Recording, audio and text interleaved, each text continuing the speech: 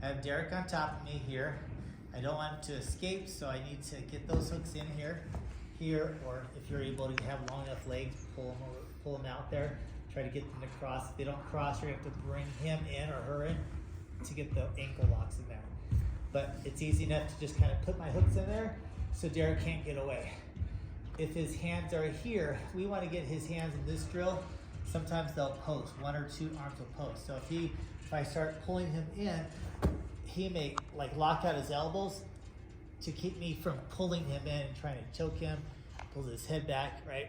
I could obviously punch him if it's a street fight, but for the purposes here, we're just gonna try to pull him in, makes him lock out his elbows. I want a straight arm. I want to try to get this arm here and control it. If I can't control it, then I got to try to push it by force out here so I can lock out my elbow and regain more strength and security. If I can't even push him based on the angle, I could kind of unhook, wiggle it out, and move my body away to get that locked elbow. You have strikes here if you want to do strikes and add self-defense. Elbow strikes as we come up, but I'm going to go to that side.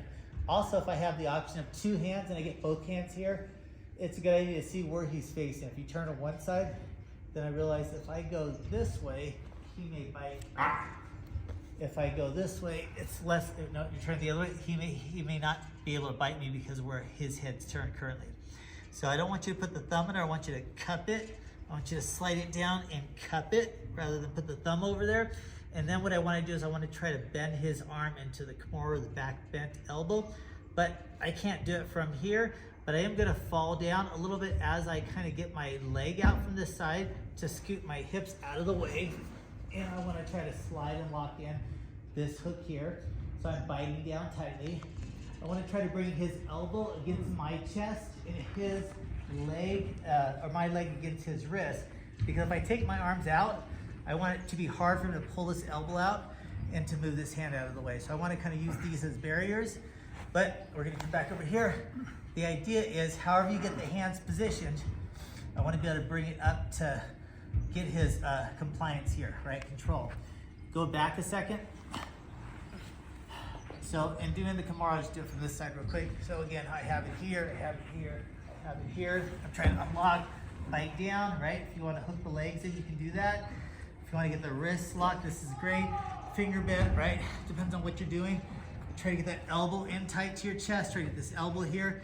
And then it's a matter of just kind of sliding it down until he loses flexibility. But some people are pretty flexible. This move, though, I want you to show you is if I can't get through all those steps because there's a lot of movement on his part and strength factor and height and all that, as I try to go to here, he's going to see me do that. He's going to slide this arm to my chest to try to cross it to the other side slightly, right? So I come over here and he's already not allowing me to lock it and he's pushing me back down. So I immediately want to try to hug it and bite it down with my neck a little bit and try to keep control of this elbow. I'm pulling in opposition, right? The thumb's not here, not C-cup, monkey arms, right? So what I'm gonna do from this point here, I have this secured. I have somewhat of control, at least for a short amount of time. If I grab his right side, which is this right side here, I'm gonna unlock the leg here, and I'm gonna bring this leg up and around, and I wanna try to get it around his head. I can't get it around his head right now, not that flexible. So what I need to be doing is I need to move my hips and my body and wiggle it to this spot. I wanna slide it around the head, and I wanna have my toes facing the ceiling or facing him. Now I'm not gonna do anything with his hands except hug it into me, either in that mummy pose or whatever grip you wanna do it.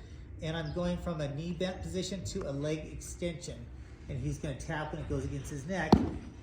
There's his tap. If he might have his chin, now go to put your chin in here. I don't quite have it, plus he's putting downward force. Then I'm gonna turn to his pressure, so I'm facing this way. I see his thumb, because I can't see his elbow, I might not be able to feel his elbow. So I'm gonna go in the direction of where his thumb would be if I pointed it back. So I hold it here, and then I'm on my right side in this case.